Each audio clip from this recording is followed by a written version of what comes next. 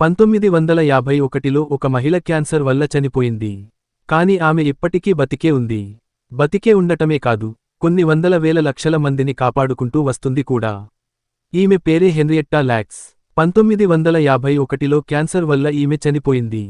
కానీ డాక్టర్స్ ఈ హెన్రియట్టా బాడీ నుంచి కొన్ని ట్యూమర్ సెల్స్ ని కలెక్ట్ చేశారు పరిశోధనలు జరపడానికి. అప్పుడే ఒక అద్భుతం జరిగింది. అంటే 1951 కన్నా ముందే ఈ ట్యూమర్ సెల్స్ ని కలెక్ట్ చేసిన ప్రతిసారి వాళ్లు పరిశోధనలు జరిపినప్పుడు ఒక సర్టెన్ టైం వరకు ఈ సెల్స్ గ్రో అవ్వడం, అలాగే ఆ సెల్స్ అన్నీ చనిపోవడం జరుగుతూ వచ్చింది. హెన్రియట్టా లాక్స్ యొక్క ట్యూమర్ సెల్స్ మాత్రం విచిత్రంగా బిహేవ్ చేయడం మొదలుపెట్టాయి. ఎందుకంటే ఆమె బాడీ నుంచి తీసిన సెల్స్ మాత్రం ఒక్కటి కూడా చనిపోకుండా ముల్టిపుల్ గా గ్రో అవుతూ వెళ్లడం డాక్టర్స్ ని ఆశ్చర్యపరిచింది. కాలక్రమేణా హెన్రియట్టా లాక్స్ యొక్క సెల్స్ ని హీలా సెల్స్ అని చెప్పడం మొదలుపెట్టారు. సో ఇక అడ్వాన్స్డ్ టెక్నాలజీ రావడంతో ఈ హీలా సెల్స్ ని ముల్టిపుల్ గా యూజ్ చేసుకుంటూ ఫైనల్ గా వ్యాక్సిన్స్ లో యూజ్ చేయడం మొదలుపెట్టారు. ఈ హీలా సెల్స్ ఏ పోలియో డ్రాప్స్ లో యూజ్ చేస్తారు. At the same time vaccines లో కూడా ఈ హీలా సెల్స్ ని యూజ్ చేయడం మొదలుపెట్టారు.